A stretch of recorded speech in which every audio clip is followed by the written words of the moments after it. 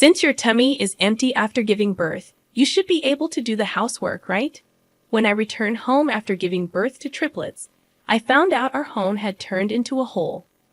My husband believed that I had been neglecting house chores using pregnancy as an excuse. He said now that I had given birth, I had no reason to slack off. Seeing me struggle with chores in my frail state, he declared, "I'll call my mother. She'll teach you how you should be as a housewife." My mother-in-law is notoriously strict, and to be honest, I've always found her difficult to deal with. Soon after his phone call, she came around with a furious look on her face. But what happened was something I could have never imagined. I lost my parents when I was young, and I was raised by my grandmother, but she passed away before I graduated from high school. With the help of kind neighbors, I managed to graduate high school. I found a job right after graduation and left my hometown.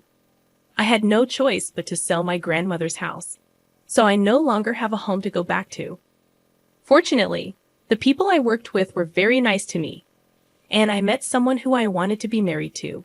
When I visited his parents for the first time to announce our marriage, I felt scared by just looking at his mother's strict face. My husband didn't plan to live with his parents, so we started our married life just the two of us. He was a very dependable husband, and though I handled most of the housework, his words with appreciation made me happy. My husband would tell me how good my cooking was, and that alone was enough to make me happy in our marriage. Around our 6-month anniversary, we found out that I was pregnant with triplets. The odds of naturally conceiving triplets are about 1 in 700,000. Since it was my first pregnancy, and I had no parents to rely on, I took maternity leave early. I had a strange feeling of happiness, mixed with a little fear as my body was changing. A female colleague of my husband, who had been kind to me since we started dating, had gone on maternity leave a few months earlier. She had worked almost until she gave birth, which I found incredibly powerful compared to my situation. I told her that I felt pregnant for the first time and expressed my fears and worries to her. She reassured me, saying everyone's nervous the first time. Her words kept me going as my little babies grew inside me. But my husband didn't see it that way. He accused me of slacking off whenever he noticed the slightest lapse in household chores. I wasn't intentionally cutting corners. Despite my complaints of nausea, heartburn, and fatigue, which I had never experienced before, he dismissed them as my imagination. "I'm not working for the family, and you want me to do the housework you neglected. You do nothing but lie around all day, enjoying 3 meals and naps. How lazy you are." To him, housework wasn't a job. It was a woman's duty. Sure, I did most of the housework before I got pregnant, but he always helped me a little when I asked. When I pointed this out to him, he replied, "Housework is a woman's duty. Of course, you should do 99.9% of it, since I'm the one who earns the money. 0.1% of my help is more than enough." I then realized that there was no point in arguing anymore. I gave up and tried to meet his demands while sneaking in some rest. A few months had passed, perhaps because of this stress. I was hospitalized for a possible premature labor. The triplets were still too small, and an early birth would decrease their chances of survival. So, I was ordered to complete bed rest. I told my husband on the phone, and then he did come after his shift. "But staying in the hospital, you're not even due yet. You asked the doctor to stay in the hospital so you can avoid housework, didn't you?" He accused. Didn't he hear from the doctor? I was shocked. I had called him because the doctor wanted to explain the situation to both of us and asked him to come as soon as possible. "Who's going to cook for me while you're here? You managed to come here for doctor's appointments so far, right? You'll be fine. Let's go home." He started packing my stuff and tried to drag me out of the bed. "Do you know how much it will cost to stay here? I have no intention of paying medical bills for someone who's not even sick. A C-section childbirth should be natural. Don't do anything that deviates from the laws of nature. Shame on you." His mention of a C-section showed that he had at least heard the explanation, but he clearly had not understood any of it. It was too early to give birth. The babies had to grow inside me. Hospitalization wasn't just a choice, it was a necessity. Besides having triplets, a C-section had been the plan from the beginning. I would have preferred a natural birth if it weren't for the triplets. But my husband, who hadn't helped me with anything at all, was full of disdain. You just got me pregnant, and now you abandoned me. My anger against him was building up. If it were just about me, I can bear it, but 3 new precious lives were growing inside me.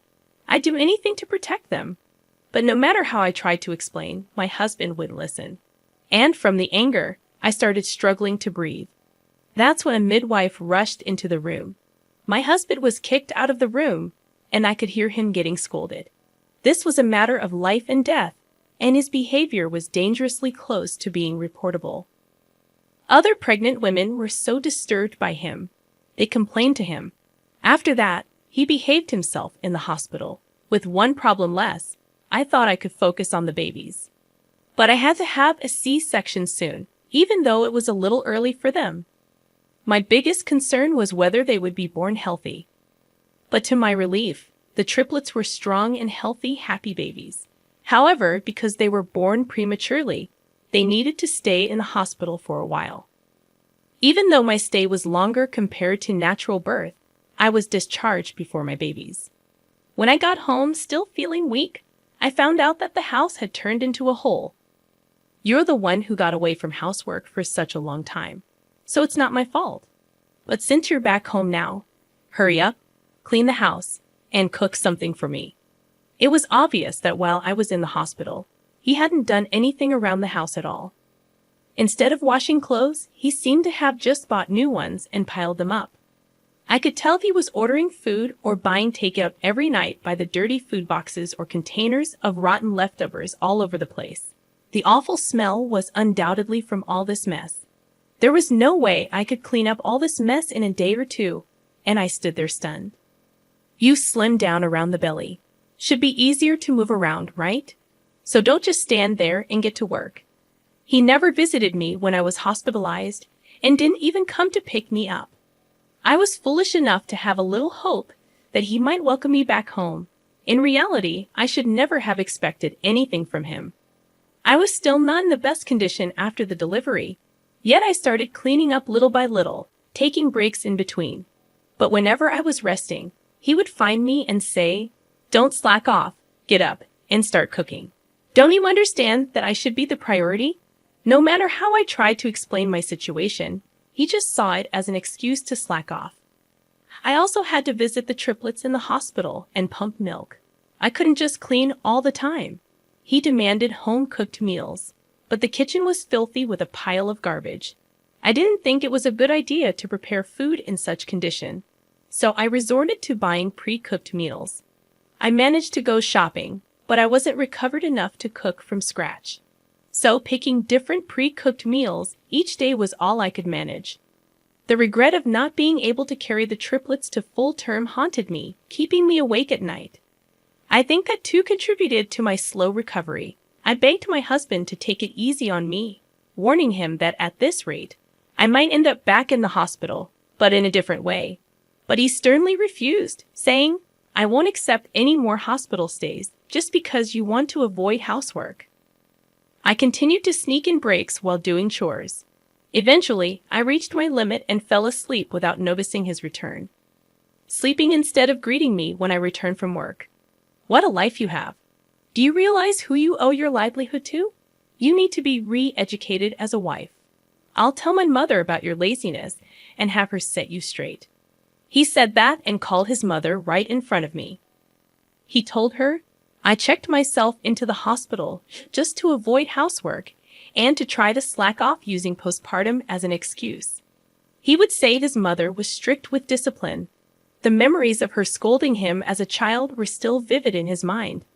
I had found her intimidating since the first time I met her. She had always seemed stern and hard to approach. I was terrified that it was my turn to receive strict discipline from my mother-in-law. She was supposed to come the next day, but on the day my husband rushed out of the house to avoid her, using some work-related meeting as an excuse. Right after he left the house, there she was arriving with a fierce look on her face. I braced myself for a scolding before I could even greet her. "What are you doing?" she said. I thought, here comes the criticism for my cleaning. You should be resting after risking your life for giving birth. She took the vacuum cleaner from me, put on her apron, then started to clean. She questioned me if I've been able to have enough rest in a clean bed, and then decided which room to clean first. Once one of the rooms was clean, she told me to rest there. I wondered if it was okay, but my body was already screaming its limits. Intending to rest only briefly, I ended up resting deeply. I woke up and rushed out of the room to look for my meal and found that she had not only taken care of the piled-up laundry, but also prepared a warm meal. Though there were still rooms that needed to be cleaned, the house was transformed into a livable space. I couldn't be more grateful for what she had done all by herself. Then my husband came home. Seeing the living room and entrance clean, he was triumphantly convinced that his judgment was right.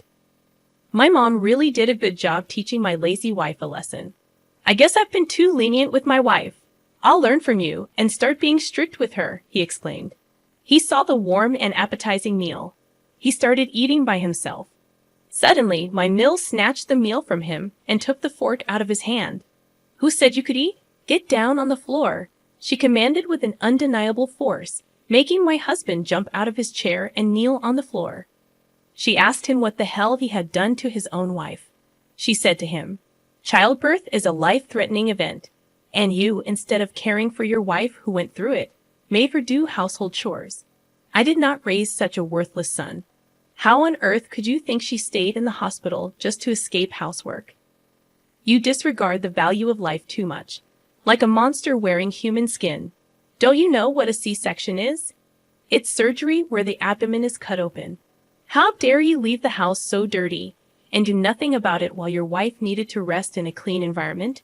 You are the one in need of discipline, not your wife, you useless bust." The scene was unbelievable, like a grown man being scolded like a child. You never change, do you?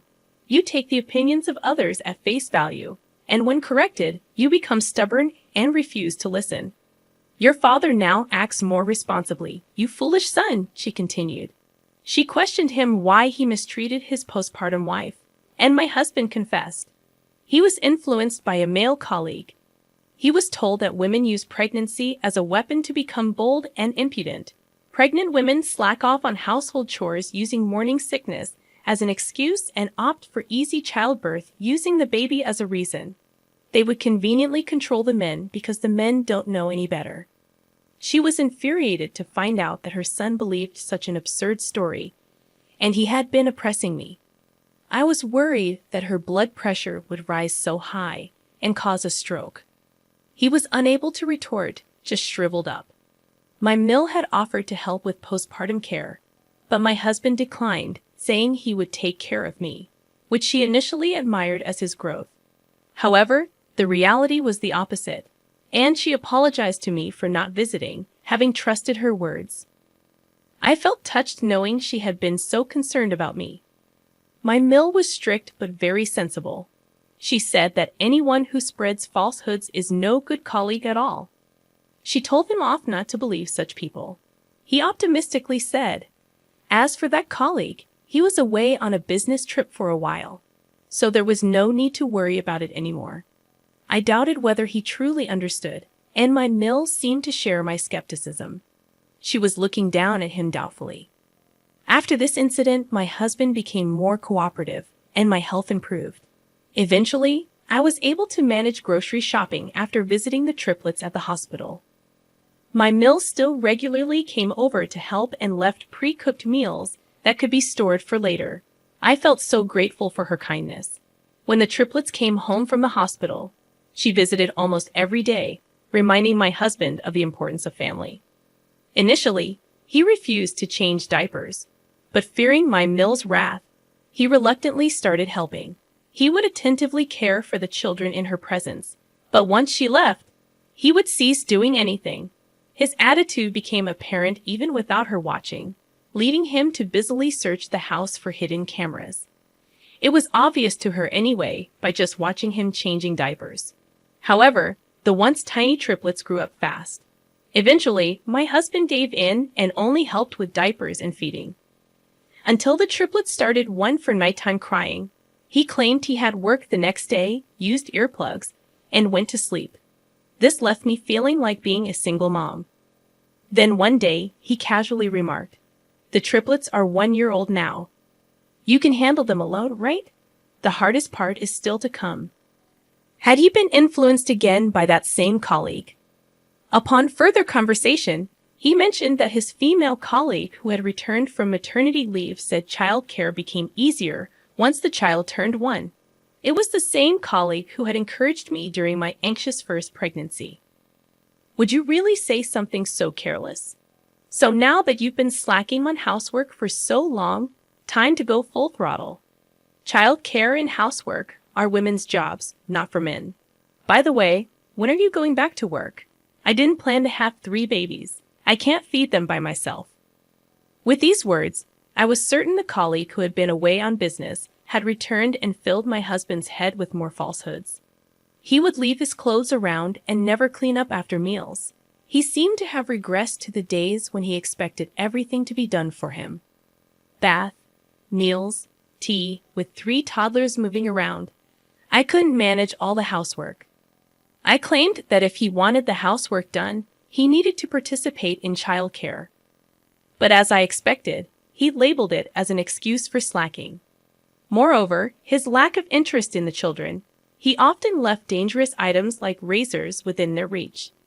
When I pointed it out, he would scoff, saying, "I used to handle it before pregnancy." He even insisted that the one who notices should put away. This led to arguments, and in his frustration, he started ignoring me and the children. He would step over them as they lay on the floor. He could have stepped on them if they made little movement. I told him to be more careful with them, but he ignored. Because I protected the children and told him off, he became even more stubborn and sulky. I gave up, and I consulted my mill.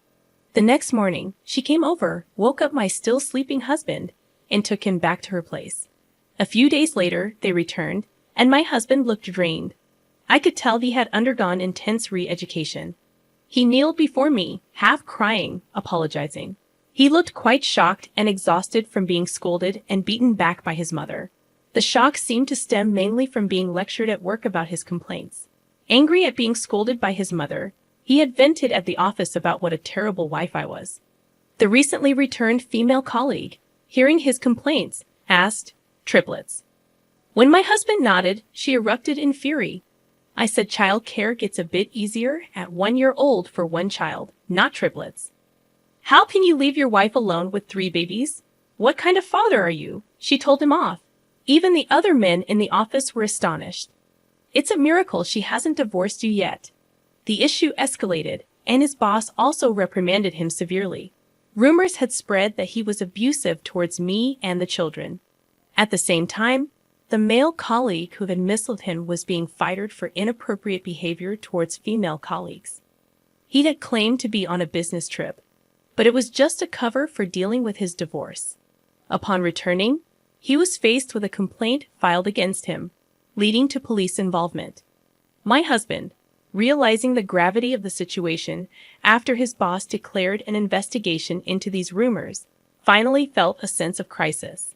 His mother also warned him that if he was abandoned by his wife, she too would forsake him. Her stern words questioning his urge to push me back to work and his failure to support the family alone when he claimed to be the head made him change. I was wrong. I'll change and devote myself to my wife and children. Please don't leave me, he begged. My mill told me to tell him anything freely, but I decided to forgive him just this once. However, I made it clear one more slip, and I wouldn't forgive him. Since then, he has changed, actively engaging in housework and childcare. He even bought cooking books for simple men's recipes, and cooking on the weekends became his routine. Occasionally, my mill would drop by and announce to play with the children, and it was a huge help. By the time the triplets were old enough to go to daycare, he had learned to care for them well enough that I felt comfortable working part-time. I had to give up my full-time job to take care of my triplets. However, I plan to increase my hours and hopefully return to full-time work once they start school. If it weren't for my mill's help, we would never be able to continue as a family. I am immensely grateful for her support and hope to repay her kindness in time.